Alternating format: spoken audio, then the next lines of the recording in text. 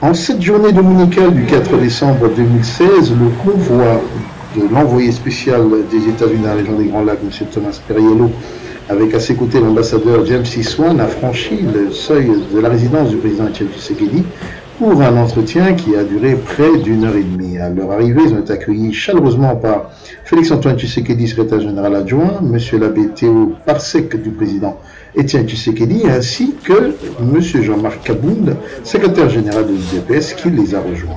Après un entretien de plus d'1h30 dans le sacro-saint, ce merveilleux bureau du président Étienne Tshisekedi Wamulumba, M. Thomas Perriello ainsi que l'ambassadeur James C. Swan ont daigné répondre aux questions de Code 243 qui étaient sur terrain pour vous montrer ces images exclusives de cette importante rencontre politique entre l'envoyé spécial de l'administration Obama et le président du Rassemblement, Étienne Tshisekedi Wamulumba. Et suivre en image ce reportage signé Champion Dangui et Madame Safi Pomboko de Code 243.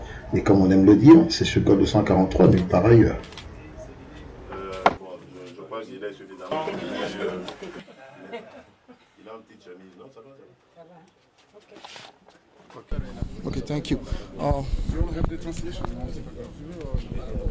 Limited today. Could you please tell us what was the main point of your discussion this afternoon with Mr. Tshisekedi?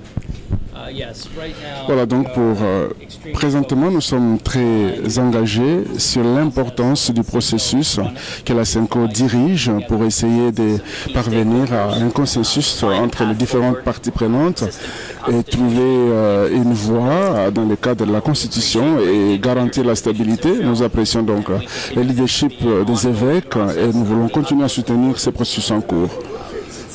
Nous apprécions très sincèrement le fait que le Rassemblement a continué à coopérer avec les évêques et la majorité présidentielle va également le faire malgré certaines déclarations parce que nous pensons que cela est dans l'intérêt de la République démocratique du Congo et je pense que les évêques ont un rôle important à jouer pour essayer de mettre toutes les parties prenantes tout ensemble.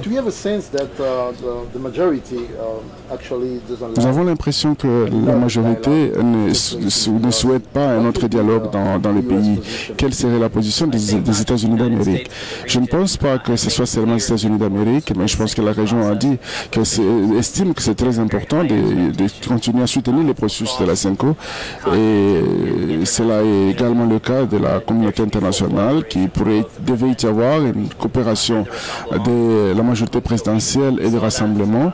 Et ce serait, si ce n'est pas le cas, tout le monde serait déçu et je pense que ce serait mauvais que la majorité présidentielle puisse rejeter les processus. Nous continuons à espérer que ce sera une réalité et que la participation de toutes les parties prenantes sera garantie pour parvenir à un accord paisible.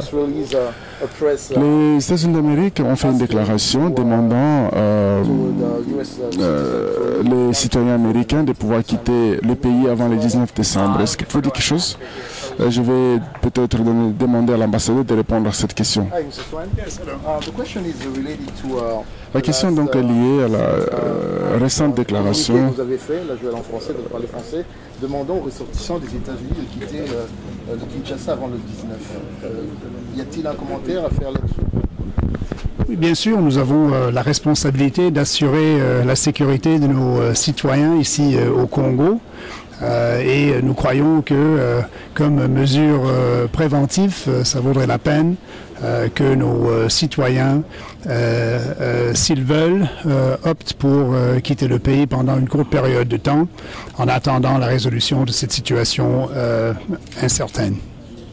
Vous avez dit vous-même incertaine. Est-ce que les États-Unis, un pays ami à la RDC, va-t-il pousser de tout son poids, peser de tout son poids pour que finalement la majorité présidentielle revienne à la table de négociation avec la CENCO?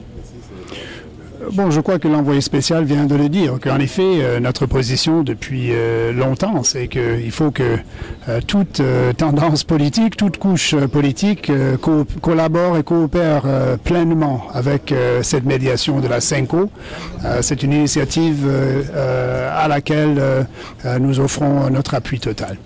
Merci beaucoup. Thank you, sir.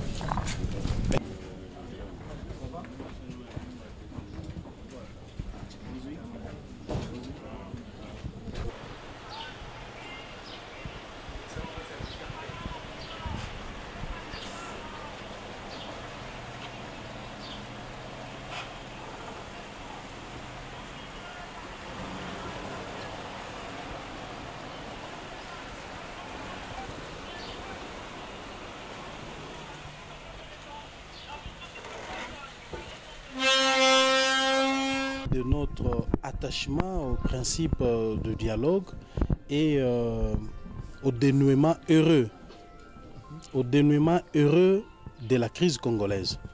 Donc nous lui avons fait aussi savoir notre crainte de voir l'autre camp éviter le vrai dialogue inclusif. Parce qu'il semble que l'autre camp, lorsqu'ils sont en face vraiment d'une volonté de dialoguer pour trouver des solutions idoines à la crise congolaise, ils évitent. Et la conséquence, c'est que le temps nous est compté.